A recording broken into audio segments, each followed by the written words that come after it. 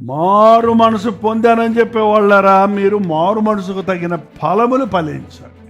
మారు మనసు పొందినోడి బ్రతుకులో దాని క్రియలు కనపడతాయండి.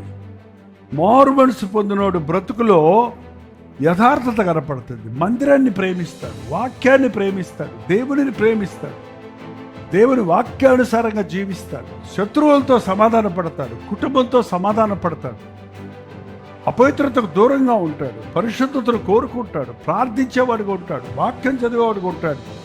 మారు మనసు పొందానని చెప్పి అందరిలాగే నువ్వు వాక్యం వినకుండా, వాక్యం చదవకుండా, పొద్దున లేచి నీ పనులకు ఉద్యోగాలకు వెళ్ళిపోయి ప్రభుదేని మీద ఆదివారం మందిరానికి వెళ్ళాలనే కామన్ సెన్స్ లేకుండా ఎట్రమ్మంటారని అడిగేవాడు మారు మనసు పొందాడు. వాడు వందలేదు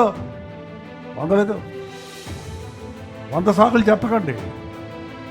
ప్రభువు దినము 6 రోజులు కష్టపడి పనిచేయి, 7వ రోజు నా కొరకు ప్రతిష్ఠించుకున్నాను, నా విశ్రాంతి దినం నన్ను ఆరాధించమన్నాడు. విచిత్రం ఏంటంటే 6 రోజులు కష్టపడరు వీళ్ళు, 7వ రోజే కష్టపడతారు.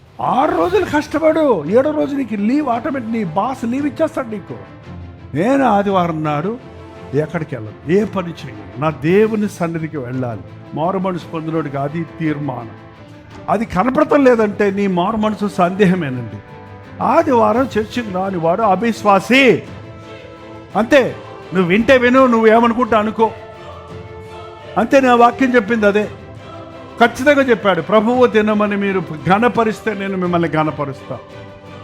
ఏ పని చేయక సొంత పనులు చూసుకో. ఏంటి లాంగ్ సర్వీస్ ఏంటి, 2 పెద్ద సర్వీస్ ఏంటి, ఎప్పుడు పడితే అప్పుడు రండి. డ్యూటీకి 6ంటికి వెళ్తావు, దేవుని మందిరం అంటే 12ంటికి వస్తావు. మనసాక్షి ఉందా? నువ్వు మారు మనసు ఉందా నీకు? లేదు, మారు మనసు లేదు. మారు మనసు పొందినోడు దేవునికి ఏమి ఇవ్వాలని వస్తాడు, ఏం చేయాలని వస్తాడు. అరే భారం లేనివాడికి మారు మనసు ఉందా? మారు మనసు లేదు. మారు మనసు పాడైపోయింది. మారు మనసు దినదినం పొందాలండి. రక్షణ ఒకసారే. You have to maintain it. హృదయ శుద్ధిని కాపాడుకోవాలి.